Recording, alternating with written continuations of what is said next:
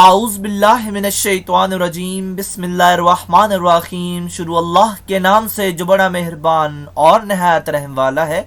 उम्मीद आप लोग खैरियत से होंगे। और इस वीडियो में इंजीनियर फैसल आपसे मुखातिब है। वीडियो का टॉपिक है डीएई सेकेंड ईयर की मैथमेटिक्स, एक्सरसाइज 3.1 है, क्वेश्चन नंबर 6 है और अवेलेबल फंक्शन की डेरिवेशन की मदद से हम प्रूव करेंगे।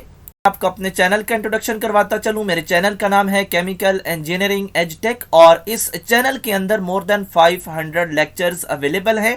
और जिन सब्जेक्ट्स के लेक्चर्स अवेलेबल हैं उनमें शामिल है industrial chemical process, industrial stoichiometry, chemical engineering, organic chemistry, mathematics और इसके अलावा इंजीनियरिंग से रिलेटेड इंफॉर्मेटिव टॉपिक्स अवेलेबल है। और इसके अलावा आप मेरे चैनल को सब्सक्राइब करेंगे, बेल का आइकन प्रेस करेंगे तो मेरी हर लेटेस्ट वीडियो आपको मिलती रहेगी। 1 है, क्वेश्चन नंबर 6 है और हमने यहाँ पे एक प्रूव करना है और जो रिलेशन हमारे पास अवेलेबल है जिसको यूज़ करके हमने प्रूव करना है वो है y इज़ इक्वल टू फिर होल का अंडर रूट 10x और इसी के अंदर अगेन 10x अंडर रूट और फिर इस तरह ये काम इन्फिनिटी तक चला जाएगा। और हमने क्योंकि प्रूव करना है तो हम उसके लिए मुख्तलिफ टेक्निक्स इस्तेमाल करेंगे और जो ज़्यादा फेवरेबल टेक्निक है वो ये है कि हम दोनों साइड्स पे जो है वो स्क्वायर ले लें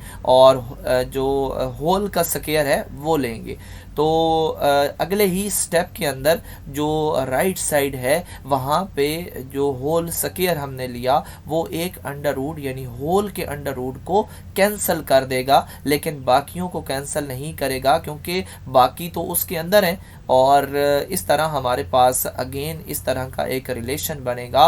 और यहाँ पे जो अंडर रूट 10x आना दोबारा शुरू हो गया है, हम इसको कैसे रोक सकते हैं? हम इसको इस तरह रोक सकते हैं कि अगर आप सवाल पे गौर करें तो ये y की इक्वल है, क्यों ना हम इसको मज़ीद आगे कंटिन्यू करने की बजाय इस पूरे को y की इक्वल कर दें और हमने इसको y के इक्वल कर दिया तो हमारे पास एक सिंपल सा रिलेशन आया, y square is equal to 10x plus y।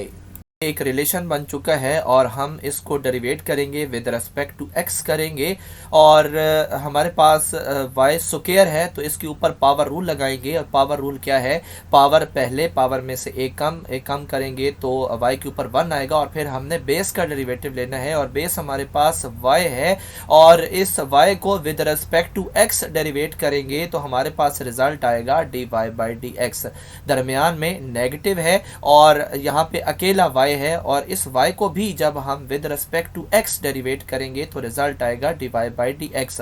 तो इस तरह हमने लेफ्ट साइड को डेरिवेट कर लिया। अब हम चलते हैं राइट साइड की तरफ। वहाँ पे हमारे पास एक ट्रिग्नोमेट्रिक फंक्शन है और हमने इसका डायरेक्ट डेरिवेटिव लेना है और लिया तो हमारे पास रिजल्ट आया सीकेंड स्क्वायर x। तो ये भी डेरिवेट हो गया। अब हमने इसको सिंप्लीफाई करना है और सिंप्लीफिकेशन ये है कि हम dy बाई dx को लेफ्ट साइड पे कॉमन ले लेंगे और जैसे ही कॉमन लेंगे हमारा प्रूव जो है, जो हमारा रिजल्ट है वो आ जाएगा।